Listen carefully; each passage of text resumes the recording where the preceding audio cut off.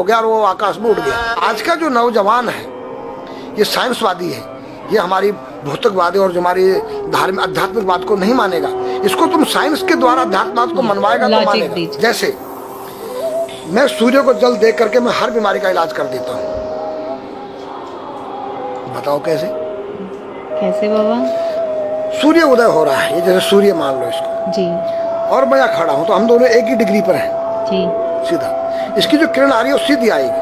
जी, मैंने स्नान किया, जी, मेरा बदन गीला है जी, और मैंने तांबे के लोटे में जल भरा तो तांबा कॉपर है, कॉपर में जब जल भर दिया तो कॉपर वाटर हो गया।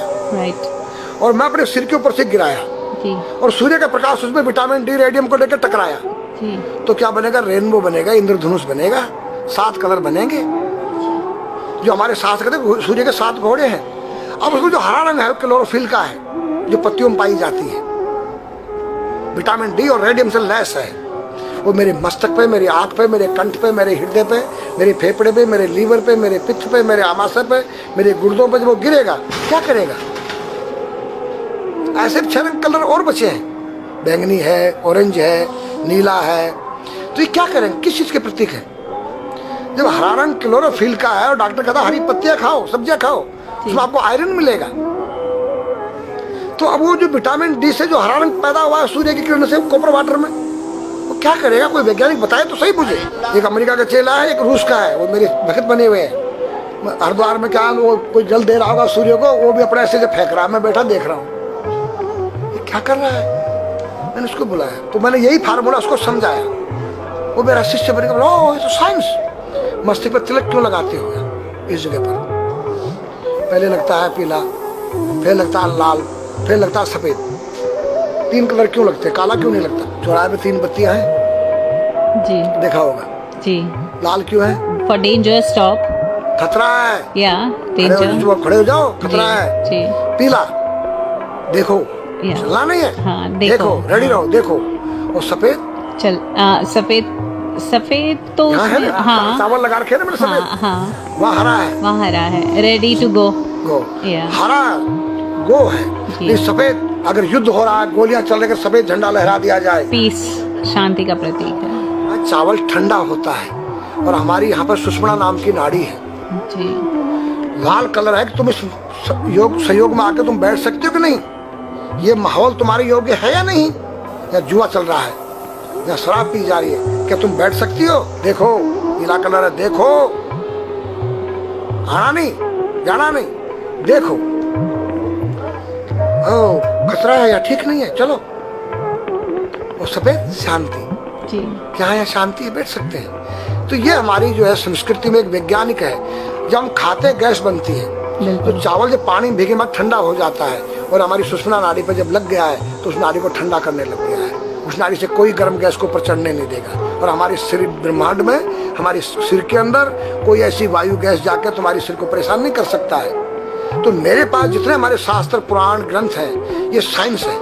मैं साइंस के द्वारा इन वैज्ञानिकों को समझा सकता हूँ और रगड़ा सकता हूँ। कहा जाता है कि नागा बाबा जो हैं वो कुंभ मेले के बाद विलुप्त हो जाते हैं, ऐसा कुछ है क्या? ऐसा नहीं। जैसे हम गंगोत्री धाम हिमालय में रहते हैं जी, वहाँ मुझे हिमालय पसंद आया। जी, क्यों? कि तुम गर्मी से बचने के लिए तुम्हारे रूम में एसी लगी है, जी, ठंडा पानी पीने के लिए तुम्हारे पास कृत्रिम जो है फ्रिज लगा है, जी, हवा लेने के लिए तुम्हारे को पंखे या कूलर जो है कृत्रिम लगे हैं। लेकिन भोलेनाथ बाबा ने मेरे लिए नेचुरल एसी लगा रखी है और नेचुरल फ्रिज लगाया है, नेचुरल पंखे लगे हैं। जो मैंने सब कुछ त्याग दिया, छाती में तो मैं कुछ लेके नहीं जा सकता हूँ। चाहे मेरे पास अरबों खरबों रुपया, जी, खाऊंगा मैं उतना ही जितनी मेरी पेट के अंदर भूख है। पढ़ना लिखना ये तो सहज चातुरी, काम धैन मन बस करना गगन चढ़न मुश्किल। काम धैन मतलब अपने वीर्य को कंट्रोल करना, अपने मन को कंट्रोल करना और अपने प्राण को ब्रह्मांड में यहाँ ले जाना। ये खोपड़ी क्या है? ब्रह्मांड है। उसको कहते हैं समाधि। सारे शरीर के प्राणों इकट्ठा करके इस ब्रह्मांड में मस्तिष्क में ले जाके बैठ जाना, उसको ब्रह्मरंध्र कहते हैं। उस गुफा के अंदर ये 3 वस्तु मुश्किल है, सब आसान है। परिग्रह मतलब उतना रखो जितना तुम्हें आवश्यकता है, अधिक मत रखो। अब तुम अष्टांग योग जो है पतंजलि लगा रहे हो और व्यापार बिजनेस चालू है, मेरी दूध को ले लो, टूथपेस्ट ले लो। अब मेरा आयुर्वेदिक अंडरवियर आ गया है। मैंने बताया वो कैसा है कि मैंने गंगा जल में जड़ी बूटे के रस में धागे भिगोए थे तब बनाया था। और मेरा दावा है कोई कितना योग कर ले कोई स्वस्थ नहीं रह सकता है, क्यों? खान पीन तुम्हारा केमिकल, वायु में तुम्हारा केमिकल, पानी में तुम्हारा केमिकल। अब जो तुम आरओ का पानी नहीं पी रहे हो, उसके पानी के गुण ही नष्ट हो गए सब। उत्तर को सिर करके सोना क्यों मना किया है साइंस ने? हमारे शास्त्र मना करते हैं। हम उत्तर को सिर करके सोएंगे, दक्षिण को पैर करके। हम जब उठेंगे तो हमारी दृष्टि कहाँ? दक्षिण की तरफ जाती है। दक्षिण में यम का वास होता है। और जब दक्षिण को सिर करके सोएंगे तो हमारा मुंह उत्तर को जाएगा। उत्तर हिमालय है, भगवान शिव का कैलाश है। साइंस कहता है कि पृथ्वी के उत्तर ध्रुव दक्षिण ध्रुव है। पृथ्वी कैसी है पता है? तेरा सिर, सेम तेरा चेहरा 23.5 डिग्री के अंश पर है। ये थोड़ी सी चुटिया नाप लेना अपनी प्रकार लेकर के। तुम भी नाप लेना, तुम भी नाप लेना, मैं भी नाप लूं चाहे। ये थोड़ी सी चुटिया 90 पर नहीं है, ऐसे तिरछी झुकी हुई है। ये चुटिया ये थोड़ी है,